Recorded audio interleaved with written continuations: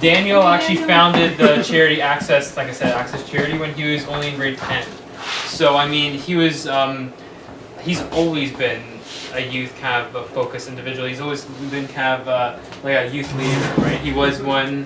He kind of empowers youth leaders now. So Daniel wants to talk a bit about his whole process of founding the charity Access. That'd be great. Thank you very much. Appreciate the speakers we've had already sharing some awesome insight. It's good to know that we're all kind of on the same page, no matter kind of what sector we're in or where we're from. For me personally, I started off as a grade 10 high school student when I created Access, and I was kind of it wasn't a very subtle start. It was kind of just start and go right then and there after an experience where I went to Dominican Republic on an exposure trip. And that trip inspired me because I saw so much opportunity with the kids there that came up to us and wanted to learn English and wanted to go to school. And so I thought, obviously, education is something that everyone should have, and it seemed super strange to me that they couldn't go to school if they didn't have the money for a uniform. So my first mission was to come back to Brampton. I gave a couple of speeches. Just somehow ended up raising $8,000 in one weekend.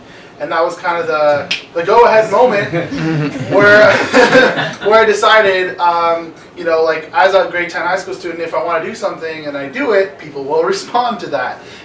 So I was lucky enough to kind of launch that. I was kind of forced to choose a name that day. It's like, if you're going to fundraise, you got to have a name, you got to go with it. So we chose Access. It's an acronym at that point, allowing children a chance at education with school supplies. And that was back in 2006.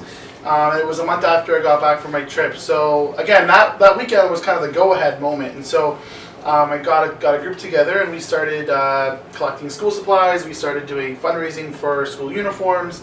And that was all to send to Dominican Republic with the connections we had made there. And just that one trip, again, there were only 4 of us that went through that high school experience from my school. That one trip kind of changed my whole trajectory. And so because of that, I learned how to register a nonprofit. I learned how to work with school boards, with sponsors, and that also led to me having the skills to start my own business as well. And so I think those skills and those contacts, that experience, again, you can think about it in hindsight. That did kind of make it a lot easier for me to just say, hey, I'm going to register on my company. And so, sticking with Access, which I run on a voluntary basis, we have received a couple of grants, and so we've hosted events, and we've received Trillium funding for office space in Brampton and for 2 part-time staff members. So all of that, again, was building off that momentum, those ideas that were all completely youth-led. And, you do rely on certain resources and certain mentors, but in the end, you can go ahead without it. You don't have to wait for approval from, let's say, a school board that's not going to invite you. You don't have to wait for them to invite you. You can just go directly and do it yourself. So that was that lesson, I guess.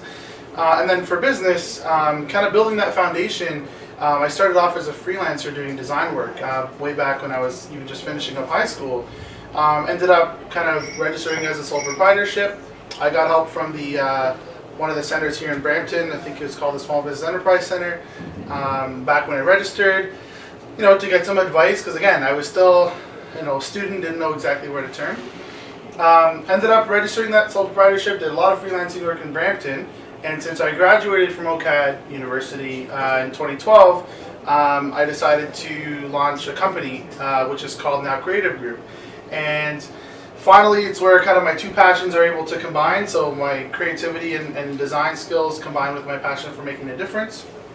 And now through Now Creative Group, we help a lot of startups and nonprofits kind of get going and get those important materials. So I guess the overall message is just to start, right? If you don't start, nothing will come of it.